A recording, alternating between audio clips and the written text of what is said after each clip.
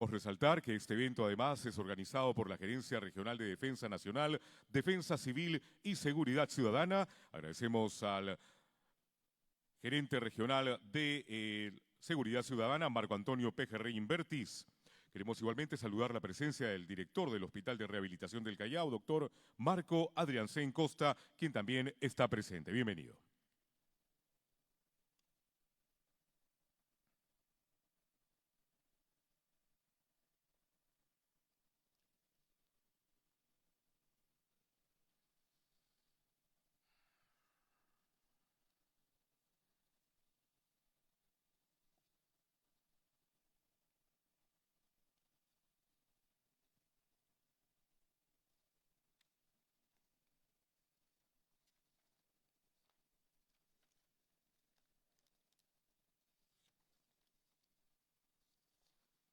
Tomen asiento, por favor, las personas que ya están ingresando para participar de este foro internacional Seguridad Ciudadana Callao 2023, Estrategias para la Reducción de la Criminalidad.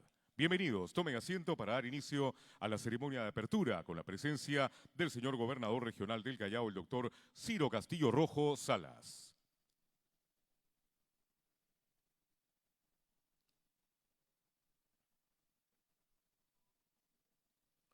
Les pedimos mantener los teléfonos en modo silencioso, modo vibratorio, para no interrumpir el desarrollo de la ceremonia de apertura y también de las ponencias programadas para esta mañana.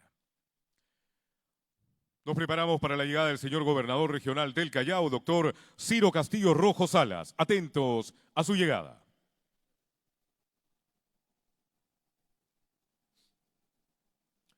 Y en estos momentos queremos pedirles un caluroso aplauso de bienvenida para la llegada del señor gobernador regional del Callao, doctor Ciro Castillo Rojo Salas, gobernador regional del Callao, que llega al auditorio del Colegio Militar Leoncio Prado. Fuerte las palmas de bienvenida al señor gobernador regional del Callao, doctor Ciro Castillo Rojo Salas.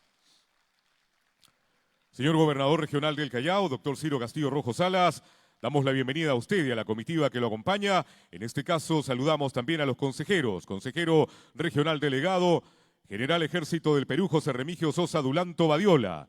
Consejera Rosa María Mercedes Raquel Pacheco Miñán, consejera distrital de Bellavista. Al general PNP, jefe de la región policial del Callao, Arturo Prado Blas. Así también alcalde distrital de Breña, señor Luis de la Mata, y a los representantes de los gobiernos regionales de Ayacucho, Huancavelica y gobierno regional de Lambayeque. Un nuevo aplauso al señor gobernador regional del Callao, el doctor Ciro Castillo Rojo Salas. Señor gobernador regional del Callao, buenos días. Con su venia, permítanos también saludar la presencia de los representantes de los gobiernos regionales de Lambayeque, Ayacucho, Huancavelica, así como también de las gerencias de seguridad ciudadana de los distritos de La Perla, de Bellavista y la Municipalidad Provincial del Callao. Así también altos mandos policiales, invitados internacionales, integrantes del Comité Regional de Seguridad Ciudadana y los gerentes regionales del Gobierno Regional del Callao, de la Gerencia Regional de Administración, Gerencia Regional de Asesoría Jurídica, Gerencia Regional de Desarrollo Social, el Gerente Regional de Recursos Naturales y Gestión del Medio Ambiente, nuestro Gerente Regional de Desarrollo Económico, Gerente Regional de Asesoría Jurídica, Gerente Regional de Planeamiento, Presupuesto y Acondicionamiento Territorial, y está con nosotros nuestra Gerente General Regional del Gobierno Regional del Callao, la doctora Ada Margarita Solís Villarreal. Señor gobernador, señores asistentes, tengan ustedes muy buenos días. Los invitamos a todos a colocarnos en pie para entonar las sagradas estrofas del himno nacional del Perú, acompañados por la banda militar de la Fuerza Aérea del Perú. Himno Nacional del Perú.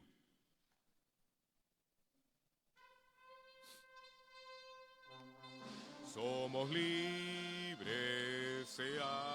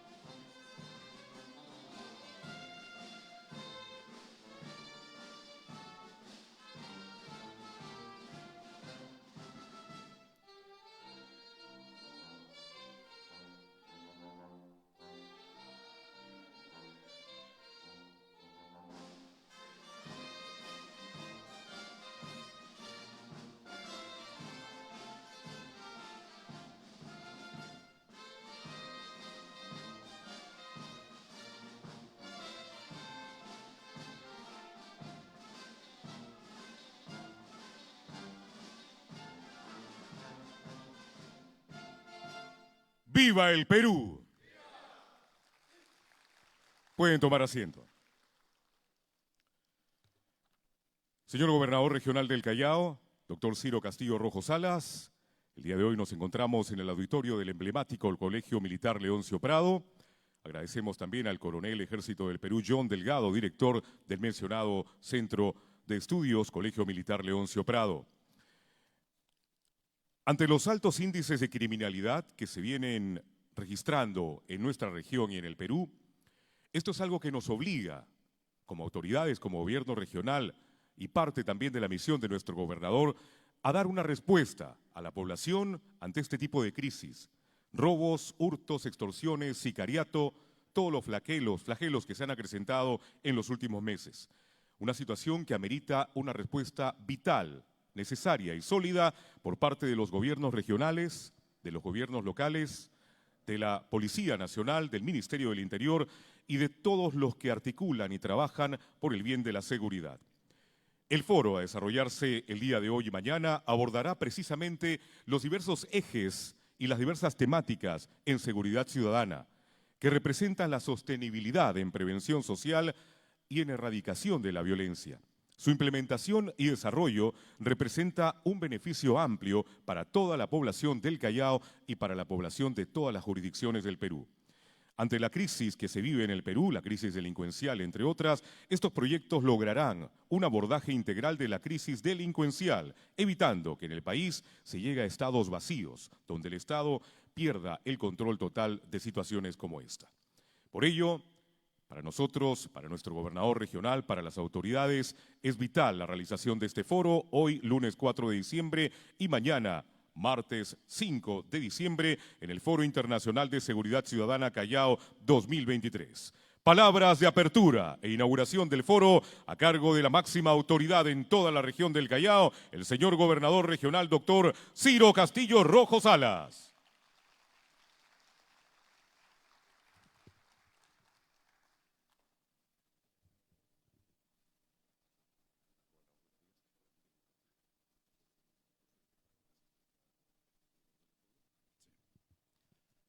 Bien.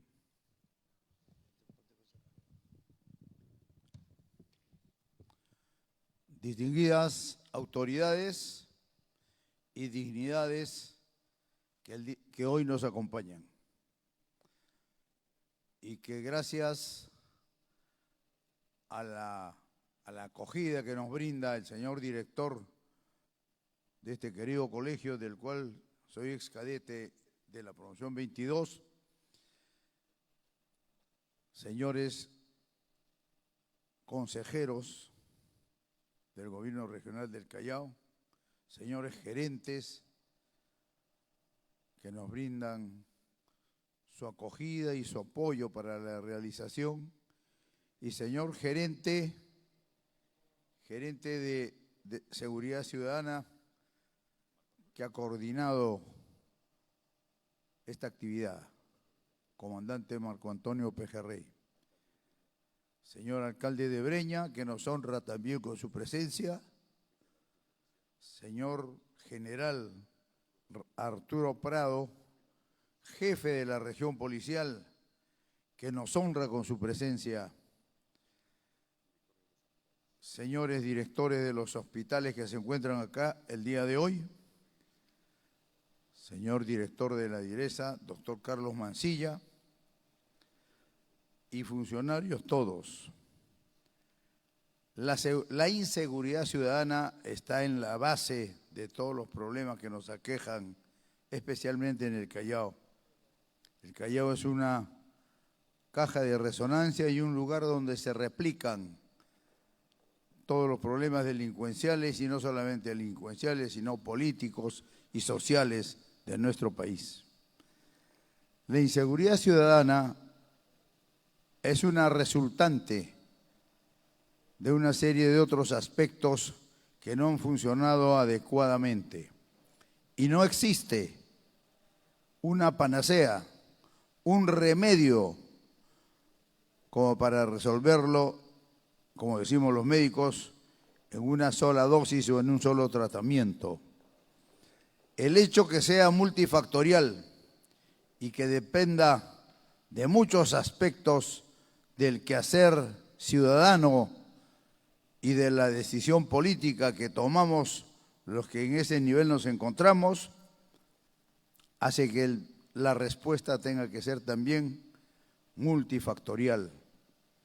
Una respuesta concertada desde los niveles superiores con los gobiernos regionales, los gobiernos municipales y las organizaciones naturales de nuestra población, que son y que somos los actores que tenemos que estar presentes en esta mesa para debatir este gravísimo problema que en nuestros días ha tomado ribetes sinceramente alarmantes. Se están produciendo más de 100 eventos delincuenciales diarios, se están produciendo una serie de situaciones y atentados, por lo menos uno cada 2 o 3 días, y en esta semana hemos tenido un reguero de sangre en nuestro querido puerto. No podemos permitir que las bandas delincuenciales organizadas, mientras intercambian tiroteos entre ellos, hieran a gente inocente.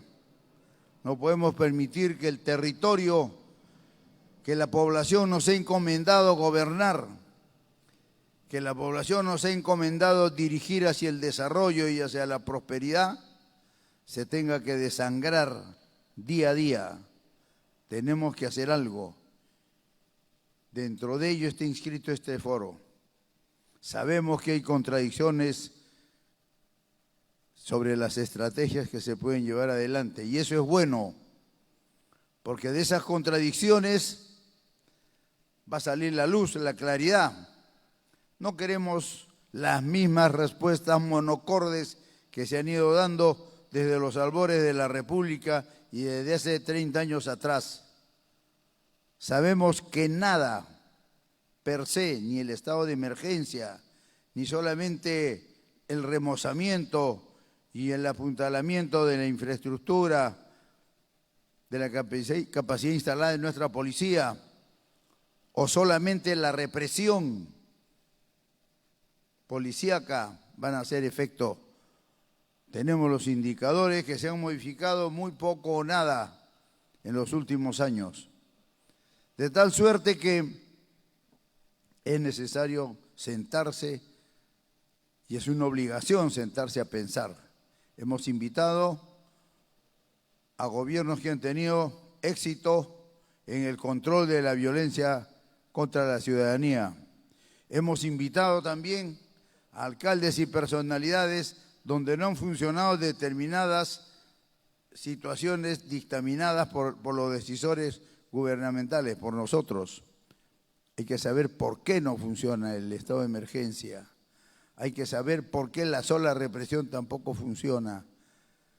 Necesitamos no repetir el viejo estribillo de que todo se hace en equipo. Por supuesto que se hace en equipo, mancomunadamente, pero queremos saber también en detalle, y por eso es este fórum, para hacer un sinceramiento de este problema, porque además este problema de inseguridad ciudadana es transversal a toda Latinoamérica.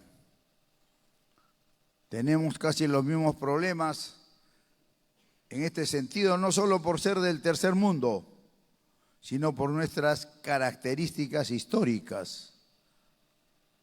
Y es necesario que después de más de 200 años tengamos que repensar las respuestas no solamente a este problema de inseguridad ciudadana, sino a muchos otros problemas, para tener otra mirada, otro punto de vista, si las cosas no están funcionando, y no caer en ese rutinarismo en que a veces caemos sin darnos cuenta.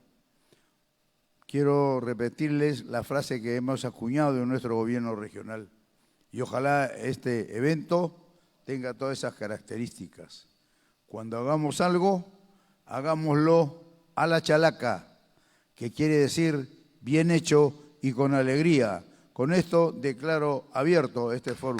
Muchas gracias. Muy bien.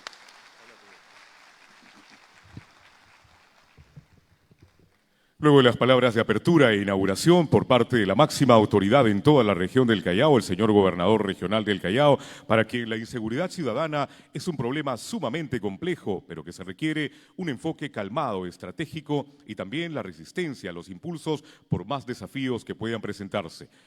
En estos últimos años, en donde la inseguridad ciudadana ha evolucionado considerablemente, se observan crímenes que antes eran inimaginables. Y por ello, todo eso va a ser tratado tomando como referencia experiencias incluso de otros países. Nos acompañarán en los siguientes minutos expositores de Uruguay, de El Salvador, y que con cada una de las experiencias en sus respectivas locaciones van a acrecentar los conocimientos que necesitamos aquí en el Callao y en las demás regiones del país para fortalecernos ante la inseguridad ciudadana. Precisamente con su venia, señor gobernador, y luego de la parte protocolar de apertura a este foro internacional de seguridad ciudadana que el día de hoy, lunes 4 y mañana 5 de diciembre nos congrega en el auditorio del Colegio Militar Leoncio Prado, el Foro Internacional de Seguridad Ciudadana Callao 2023, estrategias para la reducción de la criminalidad. Vamos a dar inicio a la serie de ponencias y exposiciones, para lo cual dejamos en el uso de la palabra a quien hará las veces de moderador y presentador de cada uno de los temas y paneles a exponer. El aplauso para el coronel Ejército del Perú, Juan Bautista Flores Heredia. Adelante, por favor.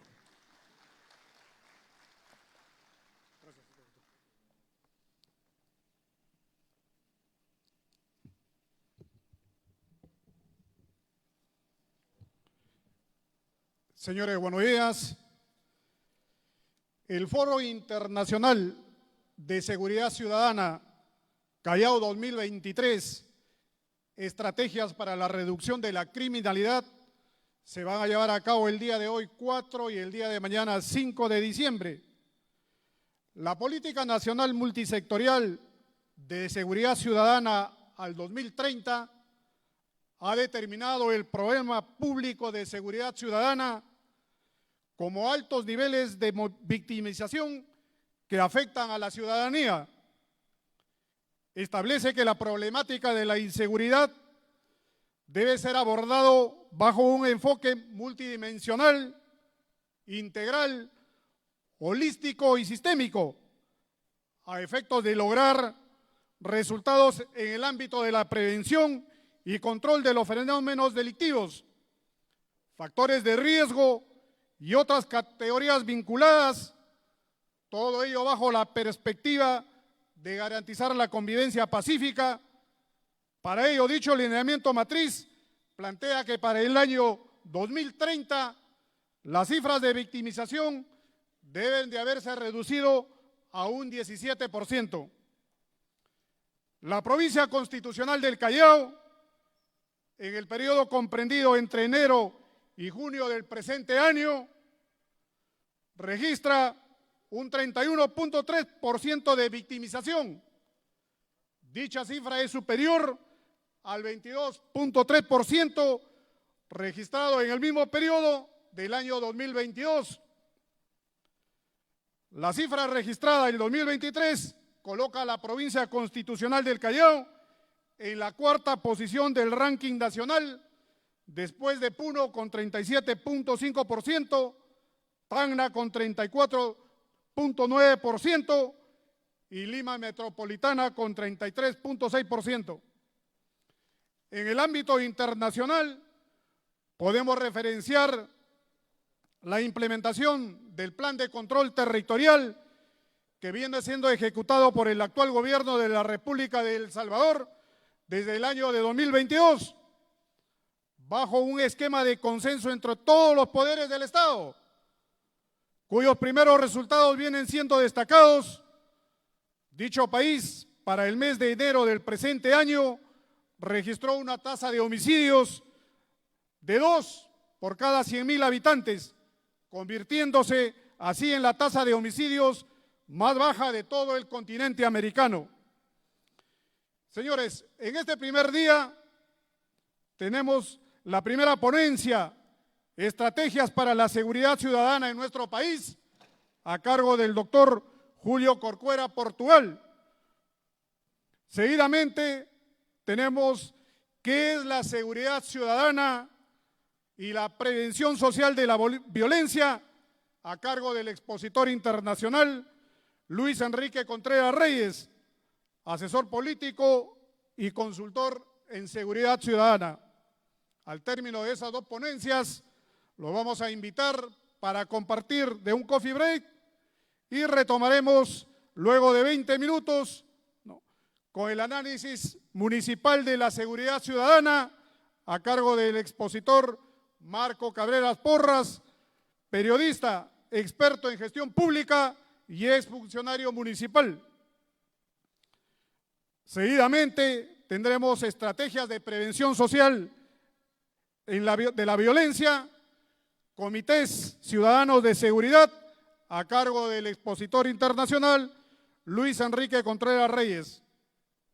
Al término de esa ponencia, los vamos a invitar a participar del almuerzo en el comedor del Colegio Militar Leoncio Prado para retomar después de una hora con las ponencias de lo que es la criminología ambiental, prevención situacional de la violencia, las mismas que estarán a cargo del expositor internacional Luis Enrique Contreras Reyes.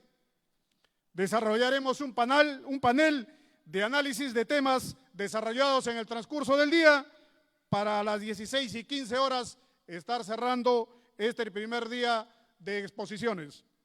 Vamos a dar inicio a continuación la exposición de estrategias para la seguridad ciudadana en nuestro país a cargo del doctor Julio Corcuera Portugal.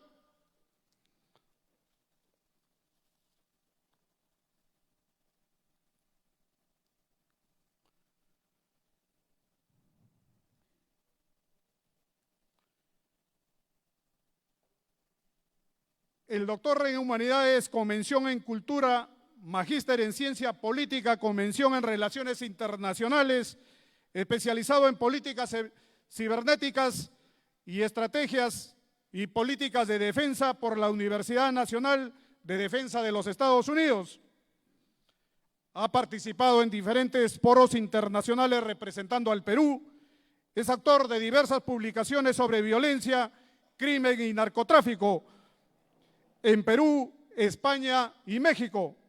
Ha sido docente en la Escuela de Posgrado de la Policía Nacional del Perú y otras universidades como la Pontificia Universidad Católica del Perú y la Universidad Peruana de Ciencias Aplicadas. Dentro de su formación profesional, doctor en Humanidades, especialización en Estrategia y Políticas de Defensa, maestría en Ciencias Políticas, conciliador extrajudicial. Algunos de los cargos desempeñados: gerente general del CONADIS, del Ministerio de la Mujer y Poblaciones Vulnerables, de marzo de 2023 a la fecha. Asesor 2 del Viceministerio de Seguridad Pública en el Ministerio del Interior, de agosto del 2022 a marzo del 2023.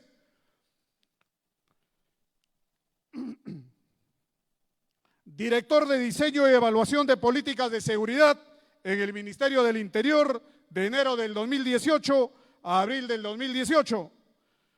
Subdirector de Control de Oferta de las Drogas de la Comisión Nacional para el Desarrollo y Vida Sin Drogas. Jefe del Observatorio Peruano de Drogas de la Comisión Nacional para el Desarrollo y Vida Sin Drogas. Director de Asistencia Interna y Monitoreo de la Secretaría Nacional de la Juventud del Ministerio de Educación, de noviembre del 2011 a diciembre del 2012. Dentro de sus últimas publicaciones tenemos Oscura Globalización, el crimen como fenómeno global, cómo funciona la extorsión en el Perú, reglas informales de un delito en expansión, crimen organizado en el Perú, crecimiento y expansión del fenómeno extorsivo a nivel nacional. En Colombia, el nuevo escenario cocalero en la región y la justicia juvenil diferenciada. Recibamos al doctor Julio Raúl Corcuera Portugal, quien durante 25 minutos nos disertará sobre estrategias para la seguridad ciudadana en nuestro país. Doctor.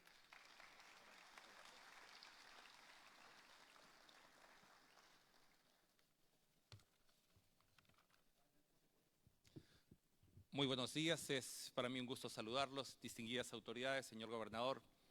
Le agradezco la oportunidad, es grato para mí poder presentarme ante ustedes. Había compartido una presentación en PowerPoint, les pido por favor la pudieran proyectar. Siempre es interesante mirar este tipo de tópicos. Como bien ha mencionado el gobernador, este no es un fenómeno aislado y no es un problema solo peruano. No es ningún consuelo decir que en países vecinos el problema suele ser más complejo y considerablemente más violento. Sé que puede sonar esto un poco disonante, pero así es. Lo cual no quiere decir que en el Perú no existe un problema. Existe un problema. Lo que pasa es que las dimensiones de este problema y sus características no necesariamente son equiparables o son las mismas. El Perú no es México ni es Brasil, tiene una dinámica compleja, tiene problemas que están presentes, que quieren un abordaje y una comprensión distinta. Muchas veces las miradas que les brindamos, sobre todo desde la academia, están permeadas por la mirada y por los esquemas de ciertas latitudes que no necesariamente se acompañan a ella. Pero no es ajeno al fenómeno global, no es ajeno a lo que ocurre en el escenario internacional. Los términos de violencia y crimen han crecido en toda la región, vuelvo a decir. Por favor, le pido que puedan continuar. Así como se estudia el orden, así como se estudia el progreso, así como se estudian los procesos de construcción económicos, sociales, políticos, el caos y las dificultades también requieren de estudio, con una diferencia importante. El crimen tiene por lógica ser elusivo. La lógica del crimen es ocultarse precisamente. Por eso es que hay ciertas categorías que son predictivas cuando uno analiza comercio y aplica, por ejemplo, el análisis de indicadores o aplica una encuesta y pregunta cuántos televisores tiene o de qué material es la casa, que no necesariamente aplican cuando uno analiza tópicos relacionados a la seguridad. Pongo un ejemplo concreto. Si una zona está dominada por la extorsión requiere un elemento fundamental que es el miedo. Si el miedo si el miedo es dominante, la extorsión puede operar porque caminan juntos. Entonces, cuando se aplica una encuesta, el resultado puede ser negativo. Es distinto preguntar en una casa algo así como cuántos televisores tiene a si usted ha sido víctima de extorsión en los últimos 12 meses. Si alguien le preguntara, llegara a un hogar y preguntara si en esa familia existe una relación de pareja extramatrimonial o una familia paralela extramatrimonial, si lo existiese probablemente la respuesta sería lo que se conoce como deseabilidad social. El entrevistado diría que no es así. Si una persona que consume drogas se le pregunta públicamente si está bien o está mal consumir drogas, esa persona va a contestar por deseabilidad social, va a decir que no. Del mismo modo, cuando se le pregunta en una zona dominada por la extorsión la importancia que tiene la extorsión o si existe, dice que no. O lo niega simplemente. Esto nos lleva a errores importantes en el siguiente sentido. Voy a poner un caso concreto.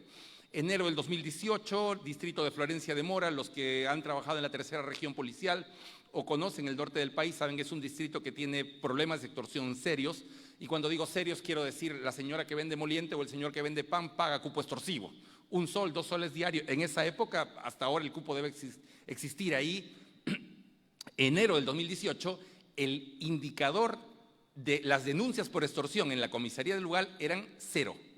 En un lugar donde prácticamente todos pagaban extorsión, el número de denuncias por extorsión era 0. Si uno veía las estadísticas tomadas por el INEI, el resultado era 0. Pero cuando uno miraba la comisaría de Orrantia, aquí en Lima, encontraba 2 o 3 casos. Es decir, en el tablero, en el gráfico, aparentemente en Miraflores podría haber más extorsión que en Florencia de Mora, lo cual en la realidad es un absurdo. Pero así como el Waze, tal vez a ustedes le ha pasado cuando manejan, que ponen el Waze porque no conocen una calle y están en Javier Prado, y el Waze te puede decir que la calle está llena de carros, te aparece en rojo, pero cuando tú miras, no hay carros. El Waze puede equivocarse y la realidad te dice lo que es correcto. De igual modo, si la data está equivocada, cuando se construyen políticas públicas, se determina presupuesto o se plantea recursos para este tópico, si el dato es equivocado, no se consigue el resultado determinado. Porque el manejo de la data en temas de seguridad ciudadana tiene una variable importante, que es que la data es elusiva. En el año 2014 se aplicó una encuesta en el penal de Yanamilla, concretamente, y en la encuesta se le preguntaba a los internos del penal de Yanamilla en Ayacucho si ellos habían consumido alguna vez droga en su vida. Cerca del 94% de internos, de presos, contestó que no, nunca en su vida habían consumido ni drogas ni alcohol. El 92% contestó que nunca había estado involucrado en un acto de violencia. El 95% dijo que nunca había visto violencia en su hogar. Ese no era una cárcel, era un convento o algo parecido. Porque la pregunta a boca de jarro, ¿usted ha sido partícipe de eso?, lleva la respuesta de desigualdad social. No, yo no lo he visto, no, yo no he consumido, yo no lo he hecho. Con esto quiero decir es, cuando se aproxima un fenómeno, hay que tener en cuenta que aquello que nos puede ser útil, significativo, importante y valioso para analizar tópicos vinculados al comercio, tópicos vinculados a la vivienda, tópicos vinculados a estructuras sociales de otro tipo, puede que no sean valiosos para analizar un fenómeno cuya naturaleza es la ilusión o el escondite, que es el crimen. Correcto, uno se puede sentir orgulloso de ser médico, de ser gobernador, de ser general de la policía, de ser profesional, pero no necesariamente todo el mundo va a sentirse orgulloso por este tipo de actividades negativas, sino que más bien las va a esconder. Y esto tiene un impacto en la realidad, por supuesto. A mí directamente me tocó participar, yo he trabajado 8 años en la oficina de Naciones Unidas contra las drogas y el delito.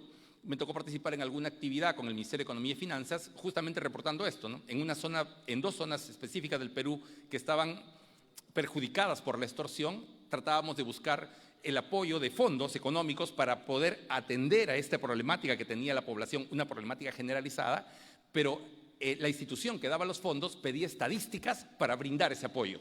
Si las estadísticas, como les vuelvo a decir, eran 0, ¿cómo conseguías los fondos? Lo que trato de decir, aquello que puede parecer una disquisición estadística tiene efectos prácticos en la realidad y en los recursos, y ese tiene efectos prácticos en la capacidad operativa policial, los recursos y los medios que tienen las instituciones para abordar un determinado fenómeno. Dicho esto como marco, lo planteo porque implica que diferentes actores puedan alinear las cosas del estudio de un fenómeno, no a partir de lo que pueda decir el libro o la teoría, sino a partir de lo que la realidad nos manda y lo que tenemos frente a nosotros. El fenómeno, como vuelvo a decir, es un fenómeno generalizado y demás, y tiene ciertos matices globales que son importantes. Los medios de comunicación han cambiado, y no me refiero solamente a la televisión, a las redes sociales y demás, sino a la forma en general en la que nosotros interactuamos y nos comunicamos. Por ejemplo, me imagino que varios de nosotros usamos WhatsApp, que varios de nosotros tenemos Facebook y redes sociales, y nos comunicamos a partir de esto en correos electrónicos y cosas parecidas. El crimen también lo ha hecho. Cuando una persona, muchos años atrás, era recluida en el penal, su interacción entre el interno y la organización externa era más difícil, era bastante más reducida. La creación de los celulares ha generado un vínculo mayor. Esto tiene ciertos impactos también en la dinámica delictiva.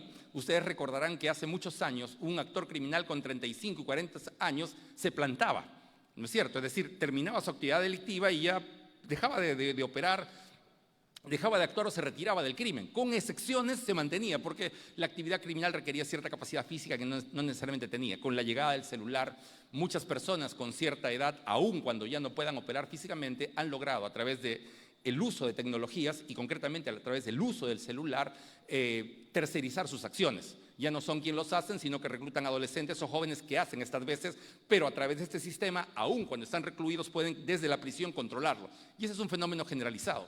El medio de comunicación ha servido para que nosotros mejoremos nuestra capacidad de interacción comunicativa, nos podamos intercambiar información, podamos dinamizar nuestro trabajo, pero también ha dinamizado las dinámicas delictivas del crimen, tanto en el acto de la coordinación interna de estas organizaciones criminales, como en la amenaza hacia los suscriptores. Ustedes pensarán en diferentes ciudadanos, vecinos, amigos, que han escuchado decirles que le ha llegado a su WhatsApp un video o una amenaza diciendo que pague el cupo extorsivo por esto o aquello. Y esto es generalizado, es decir, si uno mira a estas personas, inclusive puede encontrar que a muchos de ellos les ha llegado el mismo mensaje, el mismo video, tal cual. Porque las personas que llenan esto lo llenan masivamente, usan un spam o usan bots que le mandan a un determinado número de personas a ver quién pesca y quién muerde este anzuelo y contesta asustado y se queda como una víctima de este proceso extorsivo. Esto se ha podido hacer a partir de esta generación de estas plataformas de comunicación. En una clínica muy conocida, voy a omitir el nombre para no hacer mala publicidad de la misma, un mal funcionario consigue pues naturalmente la base de datos de todos los médicos, llega a una organización extorsiva, estos ponen todos los números de todos los médicos y le mandan un mensaje masivo a todos estos médicos. Doctor, en genérico, yo sé que trabajas en esta clínica, por aquí y por allá, y me vas a pagar tanto porque tengo modificado, y a todos los médicos de pronto empieza a llegar a la unidad de investigación criminal un conjunto de médicos con el mismo mensaje, con el mismo video, con el mismo tal, con todo. Por supuesto, algunos denunciaron, algunos se acercaron, algunos tuvieron la suerte de ser advertidos, no sin pasar el susto de por medio, y otros terminaron pagando, negociando, y el problema de la extorsión es que uno paga una vez y se ve enganchado muchas veces a seguir pagando por siempre, o el actor criminal sabe que con una determinada dosis de miedo puede sostenerse este pago. Por eso es que este tipo de uso de Internet ha facilitado este tipo de amenazas, pero también el intercambio de capitales, el movimiento financiero, lo cual ha facilitado el lavado de activos. El surgimiento de las criptomonedas, del Bitcoin, por ejemplo, lleva también a tener un reto en cómo nosotros estudiamos y cómo abordamos fenómenos como el lavado de activos, por ejemplo. Implica el uso de herramientas y esquemas de entrenamiento y preparación distintos de todos los actores involucrados, de todas las personas que son parte de este proceso de investigación y análisis. Otro elemento importante es el crecimiento de las rutas comerciales. En los mismos puntos donde hay rutas comerciales, como todos ustedes saben, hay también esfuerzos por el preñado de los containers. En todos lados donde hay un puerto o donde se sabe que va a haber un puerto, los actores criminales buscan permear también ese puerto porque ese es un vehículo ideal para ellos para poder hacer el tránsito de bienes ilícitos como el tráfico ilícito de drogas. Suele pensarse cuando se habla de globalización en términos de comercio, en términos de crecimiento, en términos de negocios internacionales específicamente, pero la globalización también ha venido acompañada de un crecimiento del crimen justamente por este flujo y ese tránsito global. La mayor circulación de personas ha permitido un mayor flujo de tráfico ilícito de drogas, pero también ha permitido un mayor flujo, por ejemplo, de tráfico de migrantes, un mayor flujo de trata de personas, y de esto creo que en el Perú se ha crecido últimamente de un modo exponencial y es visible, está a la vista de todos los ciudadanos peruanos. Finalmente, la caída de países dominados por el comunismo o de dictaduras que han tenido o presencia de gobiernos autoritarios por mucho tiempo, su desestructuración ha generado mercados ilícitos y sobre todo mercados vinculados a la trata de personas. El caso de los mutras, el caso de la natacha es una categoría que se usa sobre todo en Europa del Este, para hablar de las mujeres eslavas. Uno encuentra que los mutras son las personas que dirigen estos mercados y encuentra presencia de zonas donde las mujeres soñaban o aparecieron las primeras mujeres que iban al espacio. Son zonas donde las mujeres son captadas para el tráfico ilícito de migrantes o para la trata de personas con fines de explotación sexual en Europa Central, por ejemplo, de determinadas nacionalidades con determinadas características. Lo que tienen en común en Europa del Este, con otras latitudes de América, por ejemplo, tiene que ver con países que tuvieron regímenes fuertes, que se han venido desestructurando y cuya población huye de esos espacios y son víctimas de estas rutas de explotación. Como ven, este tipo de cosas son genéricas y han aparecido en diferentes latitudes, incluyendo la nuestra. Un elemento adicional que podríamos agregar ahí tiene que ver con el tráfico de armas. En la Guerra Fría, las empresas producían armas en términos globales y generales.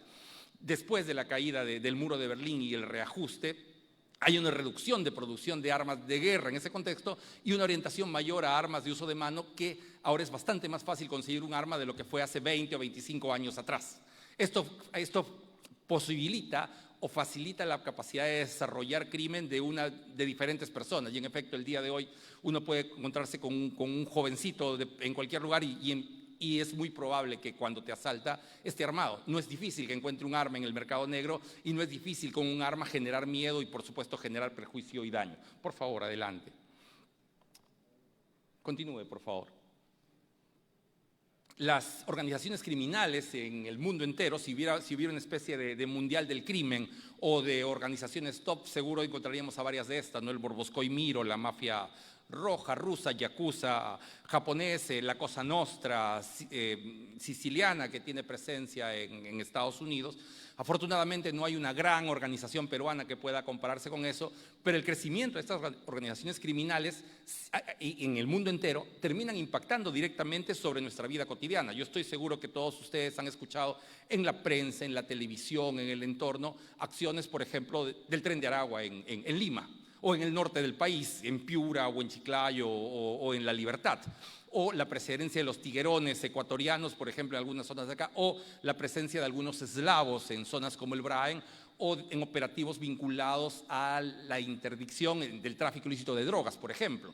En el caso del Perú no ha habido grandes organizaciones, aunque interacción de tráfico ilícito de drogas, y en los últimos años, y me refiero al último año específicamente y actualmente, la prensa chilena y algunos operadores de justicia, particularmente algunas autoridades policiales chilenas, han reportado la presencia de la organización criminal Los Pulpos en el sur de Santiago de Chile, cobrando cupo en determinadas zonas. Si ustedes entran a Google o a YouTube y ponen Los Pulpos Chile ahí van a aparecer noticias vinculadas a organizaciones peruanas llevando el modelo de extorsión a estas zonas de la capital chilena. Estas son algunas de estas organizaciones que han cumplido ciertos parámetros. En la Convención de Palermo del 2000 pone ciertos parámetros generales para determinar qué es crimen organizado. Cuando se desarrolla esta convención por la Oficina de Naciones Unidas contra la Droga y el Delito, UNODC, participan diversos intelectuales, investigadores, actores policiales que son parte de esta organización, y se busca definir qué cosa es crimen organizado. Se reúne un conjunto de definiciones de crimen organizado. Se reunieron 160 definiciones de crimen organizado. Una vez que uno tiene 160 definiciones de crimen organizado, ¿cuál de ellas es crimen organizado? De esas 160. Es difícil ponerse de acuerdo porque eran criminólogos del mundo entero discutiendo esto. Peter Reuter y Gerald Vaness eran de los que lideraban este grupo, son dos criminólogos distinguidos en el planeta. Y cuando se plantea la definición, se determina poner una definición lo suficientemente amplia para que cada país precise los lineamientos y así todas puedan ingresar. Pero se plantea una definición marco para que sobre esa la legislación de cada país pueda aterrizar las categorías necesarias para determinarlo. En el caso del Perú, cuando la Convención de Palermo cuando el Perú se adhiere a esta convención y luego la ve expresada en la ley de crimen organizado, si ustedes miran, se ha tomado tal cual esa definición. La definición es grande y es amplia y termina siendo que prácticamente todo sea crimen organizado. Y si todo es crimen organizado, nada es crimen organizado. Porque literalmente uno encuentra casos y en serio, donde la persona, porque tuvo un chofer, porque tuvo una persona que le hacía mensajería, se le ha presentado y intentado formalizar la denuncia como crimen organizado. No necesariamente respetando los estándares o los criterios que alguien más podría plantear. Cuando uno mira esto, por ejemplo, en los análisis de la criminología italiana, encuentra que la estructura mental de crimen organizado en términos estructurales que presentó Donald Crisi en 1956 es la estructura que nosotros tenemos en la mente porque es la que presentó luego, puso en su obra El Padrino y tuvo éxito en el cine y en la televisión con esta, ¿no? Donde hay un capo regime, donde hay un consigliere y donde hay un subcapo y jefes de familia. Y esa estructura, si uno ve la formalización de denuncia fiscal en diferentes casos de crimen organizado, es la predominante. Pero cuando uno observa, por ejemplo, o cuando revisa los análisis del observatorio de crimen organizado dedicado a 'Ndrangheta en Italia, o cómo se ha planteado la formalización estructural de la camorra italiana, va a ver que tanto, por ejemplo, el caso de Mauricio Catino, que es uno de los que más ha estudiado este tema de estructura de organizaciones criminales, va a encontrar que es diferente la estructura de 'Ndrangheta con la estructura de Camorra o con la estructura de la Cosa Nostra. Es decir, dentro del análisis estructural de la misma Italia va a encontrar categorías diferentes. Sin embargo, cuando uno mira cómo se formalizó el caso de los 80, los Pulpos, los Chuquios de Oquendo, qué sé yo, la estructura es la misma. Nosotros somos bastante más pegados a eso que lo que hacen, por ejemplo, los italianos o los americanos. Eso es bien interesante porque tengamos en cuenta lo siguiente. Si nosotros vamos a Italia, en Italia vamos a encontrar una educación más estructurada que la educación peruana. Vamos a encontrar en Italia un transporte público más estructural que el transporte público peruano. Vamos a ir a Italia y vamos a encontrar empleos más estructurales, estructuralmente mejor organizados que los empleos peruanos. Y sin embargo, en un país donde todo está más estructurado, nosotros equiparamos las estructuras de crimen organizado. Es decir, en todo es distinto, pero en crimen organizado pretendemos que sea igualito. ¿Me dejo entender? Las dinámicas de colisión no necesariamente se aparcan. Pero es que claro, y está muy bien que uno viaje, que uno estudie, que uno vea, pero uno no puede enamorarse de su tema de estudio y tratar de que la teoría encaje en una realidad que es distinta. Y entonces, si la realidad me dice que en un barrio que yo sé que es bravo, que todos pagan cupo, la estadística del INEGI me dice que es cero extorsión, yo no puedo decirle, oye, tú estás equivocado, a ti nadie te está amenazando, no tienes extorsión. ¿Me dejo entender? Porque la realidad manda. Así como el Waze, cuando el Waze te dice, mira, en Gambetta no hay, está lleno de carros, pero tú lo ves vacío, ¿qué es lo que haces? Manejas, ¿no es cierto? Porque la realidad manda. La realidad también tiene que imponerse y aquí hay una deuda importante y lo digo con mucho respeto por mis colegas y demás. En el Perú no existe criminología y estas cosas no son muy estudiadas y es una suerte a veces poder estudiarlo porque no hay mucho y es, siendo el fenómeno existente, resulta también importante, por ejemplo, por ser una sola cosa de las tantas que podrían mirar, ¿no? Se entiende que seguridad ciudadana, como bien ha dicho el gobernador, es un tema de los más importantes que hay en el país. Y se entiende que la función pública requiere ciertos tópicos de especialidad. ¿No sería lógico que instituciones como Servir también le den un énfasis a la formación de gerentes públicos vinculados a esa área y a ese tópico y hay espacio donde puede desarrollarse? Sería algo lógico, ¿no es cierto? Por un sentido común y que este debate se sostenga en diferentes ángulos. Este es un tema importante. Nosotros solemos pensar el crimen como un acto violento y es violento, pero la violencia va acompañada de operadores que necesitan también blanquear el dinero. Donde ha crecido el crimen, también han crecido profesionales vinculados al crimen. Donde el crimen ha crecido abogados del crimen, contadores del crimen, o sea, hay una correlación de uno con otro. Me dejo entender, hay un boom alrededor, porque va de la mano. Es decir, por eso es que esto parece una broma, pero algo de cierto hay. Uno puede pensar que el crimen cómo es, pero el crimen requiere de ciertas estructuras porque finalmente el fin último del actor criminal es el dinero. No siembra hoja de coca por una vocación agraria, no extorsiona porque le gusta llamar por teléfono a la gente, ¿no es cierto? No va a amenazar a alguien porque es su deporte, lo hace porque busca una ganancia determinada. Vendería otra cosa si fuera lo que le rendiría.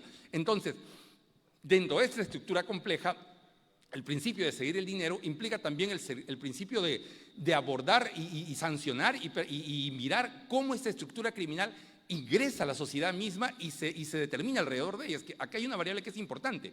El crimen no es que viene un platillo volador y nos pone gente negativa, no, se desarrolla alrededor de nosotros mismos, de la sociedad misma y de alguna manera reflejo de ellos. Por eso es que también, así como en las estructuras sociales peruanas hay procesos que están en vías de desarrollo y son, por decirlo de modo más sencillo, subdesarrollados, también nuestras dinámicas de crimen tienen vías de desarrollo y es un crimen subdesarrollado. El Perú no tiene, y nadie espera que los tenga, grandes estructuras criminales como Yakuza, por ejemplo, ni como la Cosa Nostra. Vuelvo a decir, sí tenemos un problema, sí merece toda la atención, sí merece todo el abordaje y preguntaban en otro momento, miramos experiencias positivas en el extranjero, pero acá mismo hay cosas que se pueden mirar. Yo tengo el honor de haber trabajado cerca de la policía en estos años y, por ejemplo, yo he visto con mucho agrado el trabajo de Águilas Negras en estos últimos 10, 15 años, que en algún momento por decisión política terminó en algún apuro, que aumentó el caso de asaltos bancarios, pero Águilas Negras me ha tocado ver cómo en países como Brasil, por ejemplo, han sido premiados, y yo ser peruano, pero la gente se me ha acercado a preguntarme que cómo ha hecho el Perú para reducir en tantos segundos, en esto le hablo pues del 2015, 2016, o el caso del buen trabajo de desarticulación de organizaciones criminales en la tercera región policial entre el 2014 y el 2016. Por Naciones Unidas me tocó trabajar ahí y he sido testigo directamente de cómo esencialmente la policía, con una buena articulación del Ministerio Público, de un fiscal particularmente, o una unidad fiscal en La Libertad, se redujo de 25 homicidios por 100.000 habitantes a 12 homicidios por 100.000 habitantes y cómo cayeron 13 organizaciones criminales en menos de año y medio. Y cómo zonas que estaban dominadas por el miedo cambiaron. Yo estoy seguro, estas son las que yo he visto, pero estoy seguro que aquí hay una serie de cosas que dentro de la Policía Nacional del Perú pueden servir de ejemplos, de modelo, que mirado de repente con un poco más de generosidad podemos encontrar y replicar y poder extender. Lo digo porque este tipo de experiencias son más cercanas a nuestra realidad que a veces buscándolo en otro tipo de espacios. Vuelvo a decir, yo no tengo nada contra el sistema internacional, yo mismo he trabajado varios años en el sistema de Naciones Unidas, pero me parece que a veces, precisamente porque estás cerca, solemos no reconocernos entre nosotros mismos. Este es un tema que me parece importante porque trasciende todo. Uno dirá, pero seguridad ciudadana, ¿de dónde están las variables del crimen organizado? Cada vez más el surgimiento de la extorsión ha creado unidades permanentes del crimen. Es decir, son estructuras que se mantienen, porque el negocio, a diferencia del asalto, donde yo voy, asalto un banco y me retiro, en el caso de la extorsión hay un estímulo permanente para poder sostener una actividad delictiva que tiene réditos. En el contexto de la pandemia, hasta el día de hoy, hay algunas unidades de crimen que han crecido, como la de cibercrimen, por ejemplo, o el apoyo a la tecnología para optimizar este tipo de procesos. Por favor, continúe. El mismo día, adelante, por favor. El mismo día en que se declara la cuarentena, ese mismo día en el mundo entero aparecieron más de 1000 sitios web con el nombre de COVID.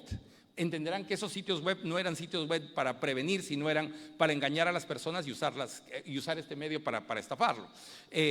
Pero hay ciertas formas y ciertas modalidades en que, por ejemplo, te mandan un link, ingresan a tu celular, a tus cuentas bancarias y te dejan sin dinero. O ingresan, en el caso de algunas empresas, hospitales o universidades. ¿Qué pasaría si una universidad ingresa a alguien a su sistema informativo, secuestra su información? Cuando digo secuestra sus notas, o secuestra toda la información, cómo da los bachilleres, cómo toma los exámenes, cómo cobra la pensión, simplemente se queda en jaque, le quita la información y luego le pide dinero para devolverle la información. Se transita del secuestro de personas al secuestro de la información. Eso ha pasado con hospitales, ha pasado con universidades y con otras unidades, que implica un nivel de preparación, de defensa e investigación completamente distinto. O el lavado de activos que se ve, digamos, enfatizado por el uso de criptomonedas. Hay un caso muy particular en Argentina donde una persona ingresa a las cuentas bancarias de un empresario, le dice: me das tantos pesos por devolver tu información, y él le contesta por WhatsApp: no tengo ese dinero, y el actor criminal le manda respuesta con la cuenta bancaria, con un screenshot de la cuenta bancaria: aquí está ese dinero, le dice, de aquí puedes sacar y depositármelo en bitcoins. Es otro tipo de crimen que se ve alimentado, que es, en el caso del Perú, ha venido pasando. Bancos que han sido víctimas, empresas que han sido víctimas, pero cuyo perfil del actor criminal es diferente. No requieres aquí a alguien achorado que saque un cuchillo, sino alguien con dominio técnico que acceda alrededor de eso. Yo tendría algunas cosas más que decir, pero el tiempo siempre es cruel y escaso. Yo quedo a sus órdenes, agradecido por la invitación, señor gobernador, señoras autoridades. Cuando ustedes lo requieran, yo siempre estoy a sus órdenes. Aquí hay muchos colegas oficiales de policía, de marina, de fuerza aérea, que conocen de esto bastante más que yo, y para mí, con el mayor honor y demás, me siento honrado de compartir estos breves instantes con ustedes. Muchas gracias, que tengan muy buenos días. Un fuerte aplauso para el expositor, doctor Julio Corcuera Portugal, ex coordinador del programa del ciberdelito y coordinador del área de prevención de crimen y justicia penal de la Oficina de las Naciones Unidas contra las Drogas y el Delito. El señor gobernador regional, el doctor Ciro Castillo Rojo Salas, se acerca para entregarle un reconocimiento especial al doctor Julio Corcuera Portugal por su participación en este foro y también por su gran contribución académica a mejorar en la lucha contra la delincuencia. Señor gobernador.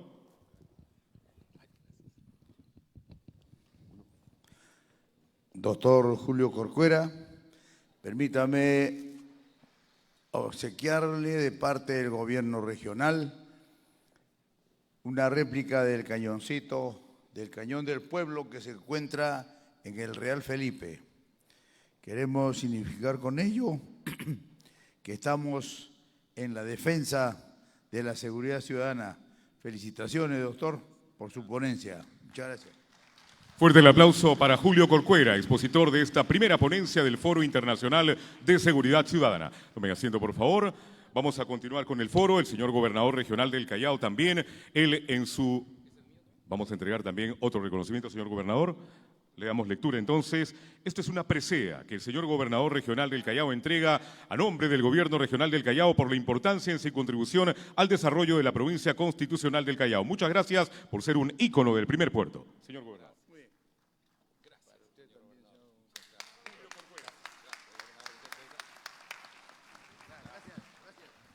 Gracias nuevamente, doctor Julio Corcuera. Y de esta manera continúa pues el foro, el señor gobernador regional del Callao, el doctor Ciro Castillo Rojo Salas. Él va a continuar también monitoreando el desarrollo de este evento. Vienen otras exposiciones, hoy lunes 4 de diciembre y mañana martes 5 de diciembre. Pero el señor gobernador regional del Callao quiere expresarles a todos un saludo especial, que continúe este foro, pero él tiene que continuar también con su agenda pactada para el día de hoy, inicio de semana. Así es que momentáneamente él nos deja, luego va a estar retornando esperando igualmente al término de la jornada de hoy y en el día de mañana también para seguir participando de este gran foro internacional de seguridad ciudadana, estrategias para la reducción de la criminalidad. Un fuerte aplauso para el señor gobernador regional del Callao, el doctor Ciro Castillo Rojo Salas. Se despide igualmente del alcalde distrital de Breña, el señor Luis de la Mata, el general PNP Arturo Prado Blas, los jefes de seguridad ciudadana de Bellavista, igualmente de la Municipalidad Distrital de La Perla y cada uno de los que articuladamente trabajan en la lucha contra la inseguridad ciudadana. Gracias también al director regional de Direza Callao, a los directores y directoras de los hospitales del Callao y nuevamente un aplauso de despedida para el señor gobernador regional del Callao, doctor Ciro Castillo Rojo Salas. Vamos a continuar con la presentación de la siguiente ponencia. Nuevamente dejamos en el uso de la palabra al coronel Ejército del Perú, Juan Bautista Flores Heredia, para continuar con la programación y la siguiente exposición. Adelante, Juan.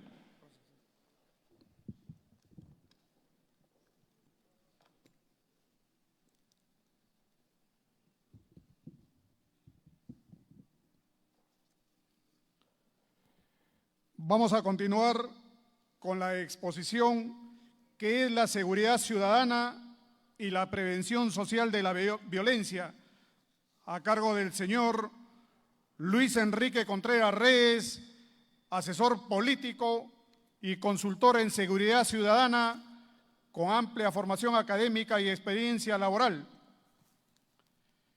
Licenciado en Ciencias Políticas por la Universidad Nueva San Salvador, acreditación como consultor en seguridad ciudadana nivel 3, acreditación en criminología, organismo de inteligencia judicial de Costa Rica, posgrado en creación de modelos policiales para la prevención de la violencia por Dinamarca, posgrado de prevención de la violencia y buenas prácticas en Dinamarca, experiencia laboral, docente e investigador de la Academia Nacional de Seguridad Pública de El Salvador, asesor de seguridad del Ministerio de Seguridad y Justicia de El Salvador, Rogelio Rivas, del 2020 al 2021.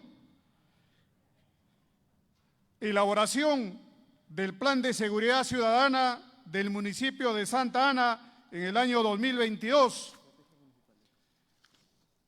Elaboración del Plan de Seguridad Ciudadana del municipio de San Miguel, El Salvador, en el año 2021. Elaboración del Plan de Seguridad Ciudadana de la Municipalidad de Santa Elena, en El Salvador, en el año 2022. Representante de El Salvador como ponente en el Foro de Seguridad Multidimensional de la OEA en Cancún, México, en el año 2017 y Medellín, Colombia, en el 2019. Fundador y presidente de Consultora Procede, Protección, Seguridad y Defensa. Dejamos con ustedes al señor Luis Enrique Contreras Reyes, quien durante 35 minutos nos hará conocer sobre lo que es la seguridad ciudadana y la prevención social de la violencia. Adelante, Luis.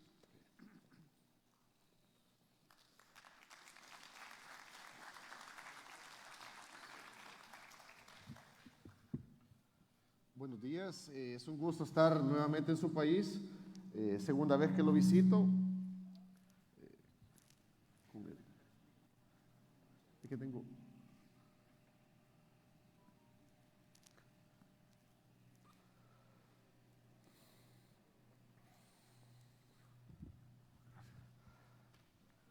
Como les mencionaba, es segunda vez que lo visito y es un gusto, un honor compartir un poco del conocimiento que hemos podido trabajar en El Salvador, y los invito el día de mañana a que vamos a exponer un poco acerca sobre el fenómeno de las pandillas.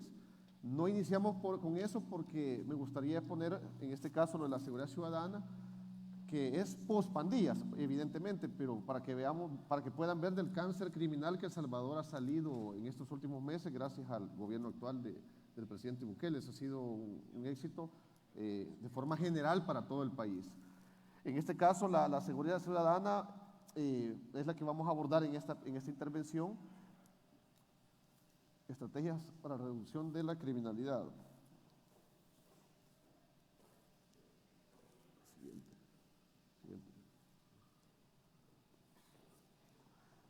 seguridad ciudadana. La seguridad ciudadana sabemos que se habla mucho, sin embargo creo que no se implementa mucho. Es decir, todos los alcaldes a nivel de Latinoamérica, se tiene muchos años que se está hablando de seguridad ciudadana. Sin embargo, que sea una política real de gobierno local con implementación tangible, evidente, creo que dista mucho. Esa es una de las grandes diferencias con respecto a mi país, y que bueno, porque se ha convertido en un referente no solo para Centroamérica, sino que para el Caribe, Sudamérica. Y la primera vez que vine a Perú, en unos canales de televisión me preguntaban si estos modelos son aplicables en Perú, en Bolivia. Evidentemente sí, solamente se le da la adaptabilidad a la realidad de ustedes, porque el delito de oportunidad, delitos de alto impacto, esos son los mismos en todo el mundo: robos, hurtos, atracos, que algunos países lo tienen con mayor incidencia. Esa es la diferencia. Aquí tienen asesinatos, tienen robos, tienen hurtos, porque muchos políticos dicen, es que la realidad de El Salvador es otra. Bueno, pero aquí he visto asesinatos como los teníamos en El Salvador, es decir, es una realidad muy similar. La diferencia es de que adecuadas a los recursos estatales, locales de apoyo a la seguridad ciudadana, así como se va neutralizando la delincuencia, porque eso es muy importante. El político que les diga que va a erradicar la violencia, eso no es cierto. O lo dice por desconocimiento o por ignorancia, o por ventaja política, porque la delincuencia no se elimina, se neutraliza, que es muy diferente. ¿Por qué menciono esto? Porque al darle espacios a la delincuencia puede volver a germinar nuevamente. Ahí podemos ver países de primer mundo económicamente como Estados Unidos, que tienen asesinatos en centros comerciales, no los pueden controlar, en universidades, lamentable. En Japón, el año pasado hubo un asesinato, un tipo apuñaló a varias personas en un tren, país de primer mundo. A lo que quiero llegar con estos ejemplos es de que la criminalidad, la violencia está ahí y tiende a fluctuar si se lo permite el Estado como tal.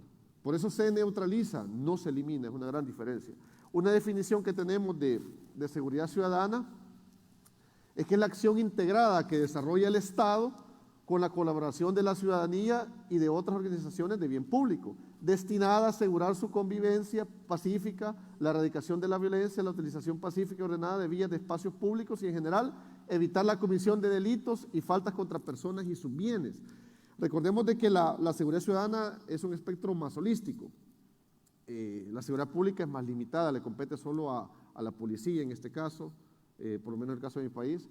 La seguridad ciudadana se involucran otras instituciones, es decir, que es un andamiaje interinstitucional entre Estado, la empresa privada, escuelas públicas y privadas, iglesias.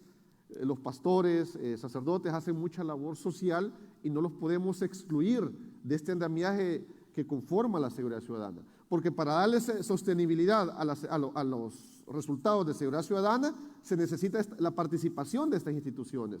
Porque el Estado en sí, obviamente de índole constitucional, le compete la persecución del delito, también la judicialización de los delincuentes. Sin embargo, para que las nuevas generaciones de niños y jóvenes no sean captadas por grupos pandilleriles, terroristas, como era el caso de El Salvador, ahí intervienen otros actores. Y el Estado se queda muy limitado, es donde se colabora de una forma más amplia. Siguiente. Aquí podemos ver alguna diferencia. La seguridad ciudadana coloca en el centro la protección de la vida e integridad de las personas.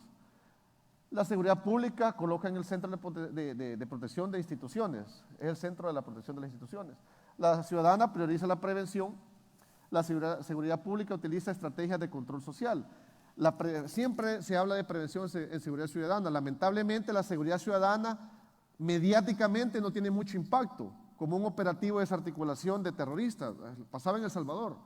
Los gobiernos pasados desarticulaban las pandillas, entre comillas, porque a los 3 días ya estaban libres nuevamente. Mañana voy a explicar cómo solucionó eso el gobierno actual de El Salvador, esa problemática que se tenía.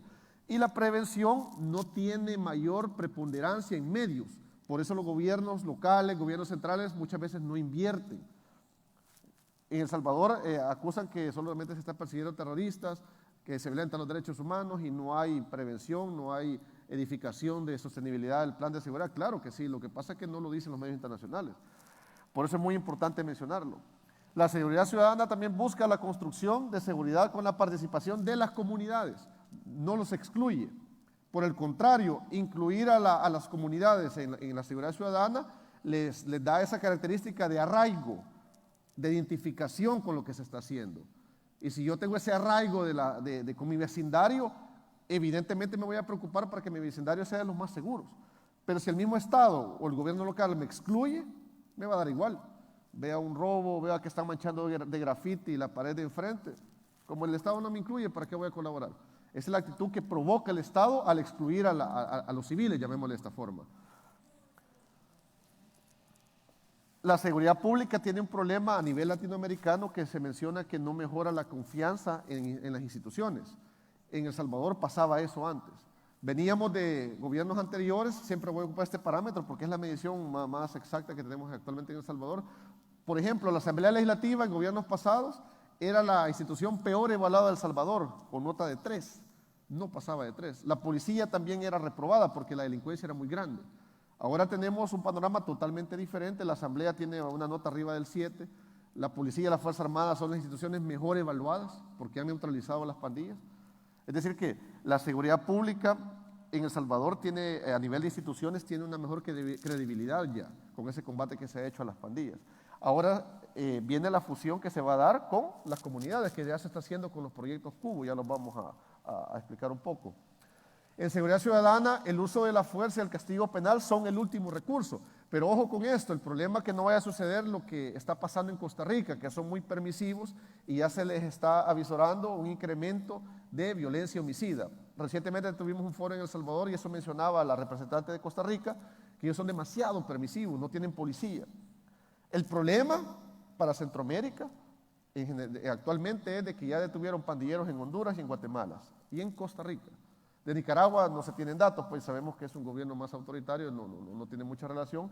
El detalle es este, que si a nivel regional de Centroamérica no le ponen atención a ese flagelo pandilleril, van a germinar en esos países, lo que sucedió en El Salvador. En El Salvador, como ya no hay cabida para que puedan nuevamente reconfigurarse operativamente de forma delincuencial, están migrando y Centroamérica fácilmente se traslada uno en vehículo 3 horas a Guatemala, 3 horas y media a Honduras, y eso están haciendo. Lo que nos ha favorecido a El Salvador también es que somos un país pequeño, no tienen dónde esconderse. Entonces la respuesta es que antes no había voluntad política para neutralizar ese problema. Y la seguridad pública se basa en el uso de la fuerza, pero recordemos que la fuerza hay que aplicarla cuando es necesaria. El poder político, el poder estatal, es para aplicarlo. Pero el problema es que hay muchas organizaciones internacionales de derechos humanos que han tergiversado bastante el uso de la fuerza. La policía en El Salvador, creo que de igual manera aquí en Perú, constitucionalmente es la institución garante de la seguridad pública y cuando hay una manifestación, cuando hay una violentación al bien público, privado, agresión física, tiene que intervenir y someter a la persona con el uso progresivo y diferenciado de la fuerza física. Es decir, que sea proporcional, equilibrado. Todo eso se enseña a los policías en El Salvador. Pero no podemos permitir manifestaciones que violentan la propiedad privada, manchan paredes y la policía solo acompañando. Eso teníamos en El Salvador antes en el gobierno de izquierda. Y siempre vamos a mencionar cosas políticas porque es inevitable la política que se puede vincular de esto. Los políticos son los que implementan este tipo de política criminal, política económica, de seguridad, políticas de salud. Son encargados los gobiernos. Por eso las políticas no las podemos desvincular. Y por eso hago esa comparativa, porque el gobierno de izquierda en El Salvador fue lo peor que le pudo haber pasado al país en 10 años. Y la muestra que está, que los dos expresidentes están prófugos en Nicaragua. Y el día, como repito, mañana vamos a ver unos datos concretos para sostener todavía más ese argumento. Siguiente. No más violencia, yo creo que eso es lo que nuestros pueblos, nuestros países quieren. Al final, el hecho de elaborar estos foros, se busca eso, que se busque replicar políticas, ya sea gubernamentales, municipales.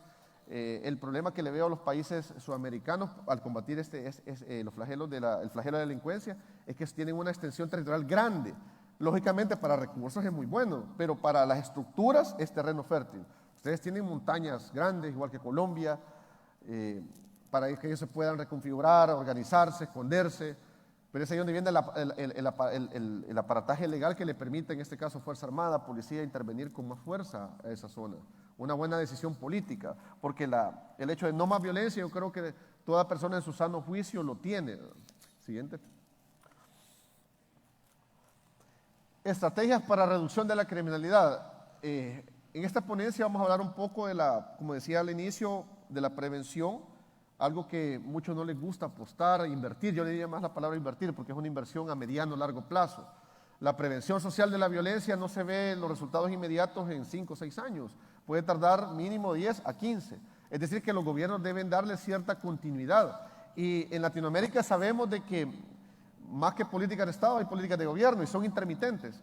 En El Salvador, por ejemplo, gobernó la derecha durante 20 años y nunca le dieron la continuidad a una estrategia de prevención. Yo nunca la vi hasta que el presidente actual de El Salvador, Bukele, la ha implementado. En el gobierno del FMLN lo quisieron hacer al revés. Le llamaban la policía comunitaria. En esa época yo estaba como docente de la Academia de Policía, pude ver el antes y el después en gobiernos de derecha y gobiernos de izquierda. Y la policía comunitaria la buscaron implementar y los territorios todavía los controlaban las pandillas. No tenía sentido. En seguridad ciudadana, a los territorios donde el Estado no les puede brindar seguridad pública se les conoce como estados vacíos, porque la autoridad no existe ahí. El Salvador estaba plagado de estados vacíos. Las pandillas controlaban el país. Pandilla 18 y la MS-13. O sea, un delivery, si ustedes querían pedir un domingo por la tarde una pizza, hay una transnacional muy famosa, aquí no sé si podemos hacerle publicidad a la Pizza Hut. No podían y le decían, fíjese que a esa zona no damos cobertura. ¿Por qué? Porque o desaparecían al delivery, al motorista, o lo quitaban el producto y le robaban la moto. Eso pasaba en El Salvador. Por eso es importante que esos estados vacíos vayan desapareciendo. Y obviamente el gobierno central es el que busca neutralizar eso. En gobiernos del frente se buscaba hacer al revés. ¿Cómo vamos a llevar prevención social de la violencia a lugares que no pueden ni entrar los docentes? No tenía sentido. Había que recuperar primero los territorios. O sea, lo estaban haciendo al revés. Por eso esas políticas fracasadas de 20 años del gobierno de este partido Arena y 10 años también paupérrimos del FMLN, creo que fue el hartazgo que la población tuvo en El Salvador para hacer ese cambio radical de presidente. Y yo creo que los hechos, los resultados están a la vista en toda encuesta que se le pueda poner. Yo creo que mañana vamos a profundizar con respecto a eso, porque sí es un fenómeno sumamente interesante el de El Salvador a nivel de ciencia política. Y emularlo creo que sería interesante para que Perú también pueda respirar un nuevo aire. A mí me sorprendió en agosto cuando vine, cada noticia era un ajusticiamiento, sicarios matan a un futbolista en la cancha. Es decir, qué lamentable, pues. Ya no estaba acostumbrado a ver noticias yo así. Antes en El Salvador las veíamos todo el día. Y digo, qué triste de ver esto, es decir, hagamos algo al respecto. Así fue como nació lo del foro, para que sea un primer paso y hacer las cosas diferentes. La prevención social de la violencia a través del deporte. El problema que esto muchas veces se ve, bueno, los que lo ven de esa forma, como algo de relleno. Es que a la gente le gusta el populismo. Ese no es populismo. La inversión social a través del deporte da buenos frutos. Y yo creo que el gobierno que lo implemente va a tener réditos no solamente a nivel de sacar a muchos niños, jóvenes de zonas excluidas a hacer deporte, sino que también a una representación internacional en eventos pues, mundiales de fútbol. Bueno, puse la de fútbol porque creo que a la mayoría les gusta el fútbol, pero qué lástima que nuestras dos selecciones están mal en la eliminatoria, ¿verdad? El Salvador y Perú estamos mal. Pero a lo que queremos llegar con esto, que realmente en este gobierno inclusive en El Salvador se llevaron a cabo los Juegos Centroamericanos y del Caribe, que parece que Guatemala lo iba a hacer y ya no pudo por recursos, y fueron un éxito realmente. Se remodeló un estadio, ya lo vamos a ver, el Mágico González en honor al mejor futbolista de El Salvador, y la oposición política criticaba eso, que miren el estadio no lo han terminado, que miren que aquí, o sea, pero es entrampar todo, y por eso yo creo que esa falta de visión de esa oposición política permitió que las pandillas crecieran y ha permitido que sigan también en una decadencia de apoyo de la gente al no haber tenido esa visión de la prevención social a través del deporte.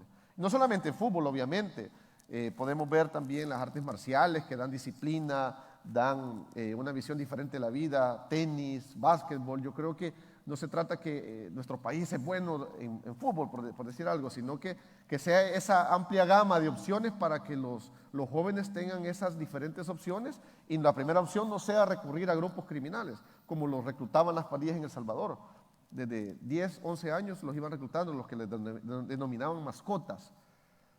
Y para pertenecer a una pandilla era requisito haber matado a una persona. O sea, para que vean la gravedad de esos niños, ya tenían ese delito, esa primera experiencia negativa en su vida.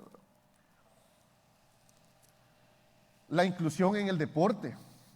Creo que esta es verdadera inclusión, no otro tipo de inclusiones. Esto no podemos obviarlo. ¿Por qué menciono esto? ¿Qué tiene que ver esto con lo social, la prevención social? Recordemos que muchas personas tristemente nacieron con algún problema congénito, otras tal vez en un accidente. En otros países, como le pasa a Estados Unidos, después de venir de la guerra, muchos quedan en condiciones no idóneas, y que el Estado les dé la espalda a esas personas ha de ser muy triste. En proyectos de prevención social he conocido muchos casos y son personas que viven en depresión, pero son seres humanos. ¿Qué respuesta se les está dando? Por eso es importante la inclusión a través del deporte, de las artes plásticas. Es decir, no solamente nos vamos a centrar específicamente en el deporte, sino que también están las artes plásticas. Que también el arte se ve como algo de relleno, lamentablemente en Latinoamérica, así pasa. Yo creo que de forma bien general los europeos son distintos, tienen una cultura más de arte, de conocimiento, de cultura. Sin embargo, en nuestros países, yo recuerdo cuando estaba en el colegio, educación física y arte era como de relleno, como que íbamos a pasear a esas materias, y no es así. Recordemos que el arte le da mayor sensibilidad al ser humano. Al tener mayor sensibilidad al ser humano, tiene una mejor percepción de los problemas reales que vive la humanidad en su entorno social. Pero como eso no tenemos formación en arte en las escuelas, yo creo que buscándolas de forma individual es más complejo, cuesta más. Se lo digo por experiencia, pues en su momento tengo más de 25 años de pintar, ser pintor, soy maestro de artes marciales, conozco esas realidades y cómo benefician a los jóvenes. He sido parte de esos proyectos también. Por eso es importante revitalizarlos, potenciarlos y ampliarlos. Y ahí es donde los gobiernos locales tienen mucho que ver.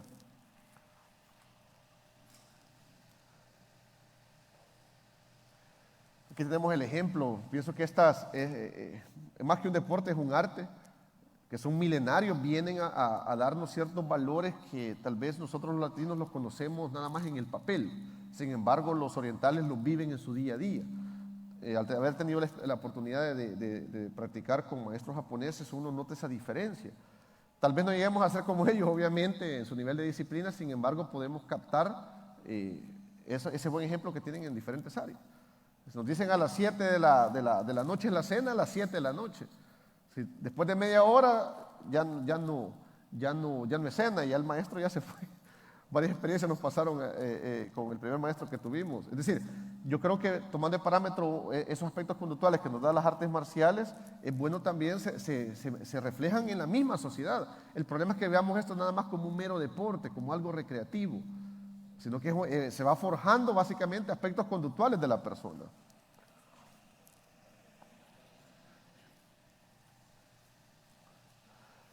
Pero para ello también es importante la inversión en infraestructura. De nada sirve que vamos a dar, por ejemplo, vamos a implementar 5 escuelas de karate, taekwondo, sea el arte marcial que sea, pero fíjense que no hay tatami, se llama, no hay colchonetas, sino que les va a tocar hacerlo en el suelo. La gente no va a llegar. Hay que darle dignidad también a la práctica. De igual manera el fútbol, canchas que tengan grama, por lo menos ahora que está de moda la grama sintética que permite menos lesiones, no solamente jugar mejor. Es decir, esa dignificación del deporte abarca también la parte de infraestructura, la instalación deportiva, el equipamiento material idóneo para la práctica, la indumentaria, accesorios, creo que es sumamente importante. Y los servicios relacionados a esto también, que es la capacitación constante de los entrenadores, maestros, de los mismos estudiantes. Por ejemplo, en El Salvador hubo un proyecto exitoso que se llama FES, Educando al Salvadoreño, que era una ONG. Ellos tenían sus escuelas de fútbol, hacían visorías, para que vean cómo la ciudad interviene en ONGs también, no necesariamente el gobierno central, y seleccionaban estudiantes, no para la selección, sino que les daban la oportunidad, les conseguían becas de estudio, licenciaturas en otros países a través del fútbol. De eso se trata también. Es decir, que no se va a dejar a un lado la profesionalización de la persona por dedicarse al deporte. Pero aquí lamentablemente los que se dedican al fútbol en Latinoamérica, quizás la mayoría de países, que no tienen otra cosa que hacer o ya no estudian otra cosa. Como no tenían una profesión, se dedicaron al fútbol y no debe de ser así. Creo que va muy de la mano la parte de la capacitación, buena alimentación, alojamiento, ese incentivo que necesita todo atleta para competir. Este es el estadio Jorge Mágico González en El Salvador. Se remodeló, no, todavía no, ese todavía no. Se remodeló para los Juegos Centroamericanos y fue un éxito. Realmente la seguridad, pero todo lleva un efecto dominó, es un efecto concomitante. Gracias a la seguridad pública también muchas personas están visitando el país, más cuando hay eventos de esta índole. Bueno, creo que fueron testigos de Miss Universo también. Llegó una cantidad de gente jamás vista. El dato que también, este es el paréntesis, el dato que dio un medio de Estados Unidos, que ha sido el evento de Miss Universo el más visto de la historia. Y yo no dudo también que es el efecto del presidente que le ha dado esa seguridad a El Salvador, al país. Y también para ese evento remodelaron las instalaciones y son instalaciones que quedan para otro tipo de eventos. Es que eso es lo importante, ese legado que se va dejando, cada gobernante va dejando. Yo creo que es lo que se pierde perspectiva. Este fue uno de los que se remodelaron y el presidente hace poco acaba de pedir permiso para competir nuevamente y postularse como candidato a la presidencia. Sin embargo, antes de solicitar ese permiso, puso la primera piedra de un convenio, de una donación que ha hecho China para construir un estadio de fútbol en El Salvador, que va a ser el más grande de Centroamérica, 50,000 espectadores y va a ser de los más modernos, que es la siguiente diapositiva. Así es como va a quedar el estadio que ha donado China a El Salvador. Como pueden ver, a nivel de infraestructura, a nivel visual, es modernidad. Esto atrae inversión también. Por eso el deporte no se puede ver como algo de relleno, sino que también yo cuando veo estos estadios en Europa, cuando vi los de Qatar, los que vimos el Mundial, qué bonito, que eso se podían desmontar después y los iban a regalar a países pobres. Es decir, un nivel de tecnológico impresionante. Siguiente. La inversión va a ser por 100 millones y se va a terminar en el 2027. Esa fue de las últimas obras que el presidente actual de El Salvador dio a conocer, de las últimas donaciones. La capacidad para 50,000 espectadores. Y algo importante, miren, que el embajador de China en El Salvador, San Yu, dijo que Bukele y el presidente Xi Jinping acordaron el proyecto durante la visita al estado del primero en 2019, es decir, que fue una gestión del presidente actual. ¿Por qué menciono esto? Porque el gobierno de izquierda de El Salvador dice que ellos fueron los que hicieron la gestión. Ellos han hecho todo lo que ha hecho el presidente de El Salvador hasta la fecha, queriéndose colgarse de algo que ellos nunca pudieron concretar, ¿verdad? Que en teoría un gobierno de izquierda podría tener mejores relaciones con China, sin embargo no fue así. Ahí es donde realmente hay una voluntad política para hacer las cosas, ¿no? Siguiente. Ya con esto vamos a ir aterrizando un poco para dar paso al debate. Esta sí se acaba de inaugurar en El Salvador, la biblioteca de El Salvador, BINAES. El gobierno de China lo donó. Consta de 7 niveles. Siguiente, por favor. Está en el centro histórico de San Salvador. Impresionante. En el interior, yo pensaba que solo iba a haber libros. Hay libros virtuales, electrónicos. Está la sala gamer. Creo que ya la vamos a ir viendo un poco. Siguiente. La inauguración fue multitudinaria. Siguiente. Aquí podemos ver al presidente con el viceministro de Cultura. ¿Por qué elegí esta imagen? Porque esta ha sido altamente criticada por la oposición. Cuando dice que allá a jugar llegan, dice. Es que, hombre, no han entendido todavía o desconocen de la metodología lúdica. Enseñar a través del juego. Por ese tipo de metodología arcaica de los políticos anteriores es que se sigue fortaleciendo el presidente de El Salvador. Y qué bueno que esté haciendo estas obras. A través del juego se invita al estudiante a poder estudiar, leer. Requisito para estar en la sala gamer, media hora de lectura de un libro. Interesante.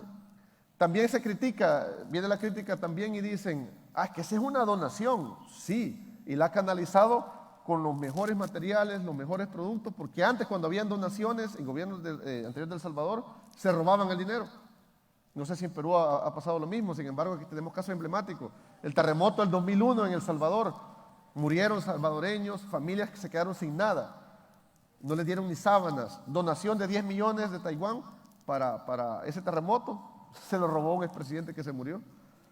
Hasta en las donaciones se ve la buena voluntad del presidente de construir un mejor país, ¿verdad? Siguiente. Consta de una sala de exposiciones también para artistas plásticos. Siguiente. El área de niños, si se dan cuenta, la ambientación, esa dignificación. Los que son fan de algo podrán ver de que realmente invita a llegar a leer. Si es fan de Batman, el que es fan de Marvel, no sé, me explico. O tal vez vámonos más allá, alguien que le gustan los carros clásicos y se monta un car show bien bonito con carros y todo, uno lo llega a ver, me explico. Es decir, esa dignificación de obras es también el rédito que tiene el gobierno de El Salvador en el nivel de aceptación de popularidad, no solamente la voluntad política de hacerlo. Siguiente. Tiene el área de robótica también. Ahí los estudiantes pueden ver, y más que ver, pueden practicar cómo funciona la mecánica, la biomecánica. Interesante porque en El Salvador solo una universidad privada tenía eso. Qué bueno que hoy, como dice el presidente, lo puede venir a ver cualquier persona del país, gratis, y a practicar gratis. Y está, por cierto, la biblioteca trabaja todos los días del año sin interrupción, y no cierra 24/7, 24 horas. Interesante. Es decir, ese tipo de prevención social de la violencia es bueno para cualquier país. Porque en lugar, muchos pueden decir, no tengo libros, no tengo esa cultura, son las 10 de la noche, pero la biblioteca está abierta. Da esa opción, pero al no existir opciones para un aprendizaje paralelo al formal, los jóvenes por eso caen en drogas y otro tipo de situaciones. Y con la última lámina también consta con una sala para eventos de esta índole. Por eso es importante que también sea donación o no sea donación, la canalización de esos recursos, que realmente sea de la mejor calidad para ofrecerla a la población, en este caso la salvadoreña. Hasta aquí ha llegado mi primera intervención, espero haya sido de su agrado. Gracias.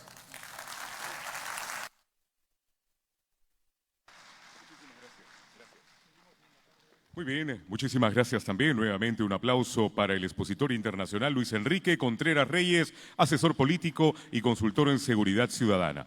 Vamos a hacer un breve receso para tomar un café, para compartir ideas, para departir también entre cada uno de los participantes. Vamos a invitar a los que están en la primera fila para que se coloquen en pie. General José Remigio Sosa Dulanto Badiola, usted encabece la comitiva y, por favor, personal de protocolo para que los puedan dirigir hacia la zona del coffee break. Primera y segunda fila, y luego, cuando la primera y segunda fila estén ya cruzando esta puente, puede hacerlo también la tercera, cuarta y luego la quinta y sexta fila. Muchísimas gracias. Vamos a reencontrarnos en 15.